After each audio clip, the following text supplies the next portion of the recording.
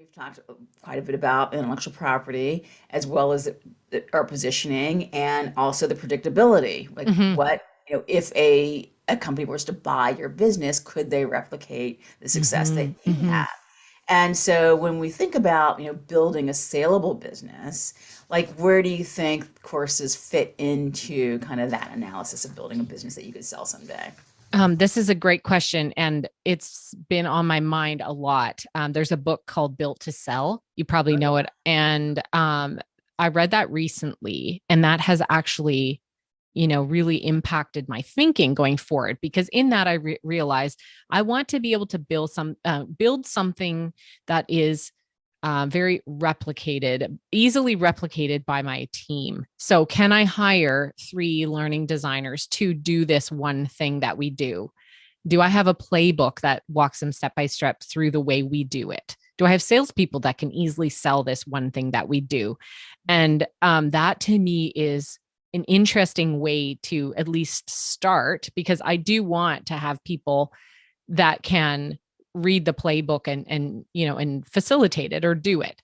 So I think we have to more consciously build systems within our business, where it becomes easily fulfilled by people on our team, or we have a product that, although we may be maintaining it or updating or iterating based on feedback and data, it's something that can be sold. So yeah, I've had this conversation as well with my part-time CFO who supports me. And, a lot of our conversation is, where do we keep the assets? Are they in this business? Are they in that business? Do we license it back and forth? And that gets complicated. I don't want to go too far into that rabbit hole, but your intellectual property needs to live within the business. So that trademarked thing should live within the business and not just in your head. So it has to become something that lives outside of you, the founder, in order for it to be valuable enough to sell down the road. And you know this world a lot better than me. I'm just speaking from the little bits that I've learned recently. But my thought is often, how could this sell? Is there enough value in here? And, a big community can be valuable, Mhm. just with the resources or people and connections they're willing to buy. And then also, do you have courses where the intellectual property is owned Mhm. in that corporation? So if it's sold, it's owned by the new owner, not licensed. You can't have everything purchased. So yeah, Absolutely.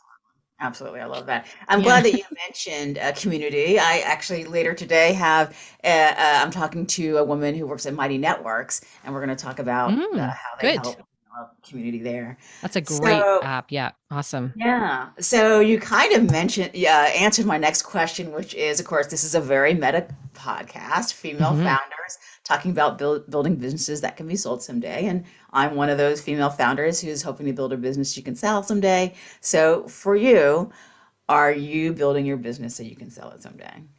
I am, yeah. And I think that's why, like, even just in the last month or two, I'm positioning myself as founder of Boost LD, founder of the Boost Learning Community, which is a space, for people to gather to learn about creating learning events. And there's courses in there. But Manja Horner lives outside of that. And she can, do her podcast. She can work for companies if she wants to work for them. And I'm working now for Practica Learning, which is awesome because it's an area I get to, explore and deepen and help more people in a slightly different way. So I'm absolutely building Boost as a business that can grow, that could sell. Because That's yeah, that's always been a goal of mine.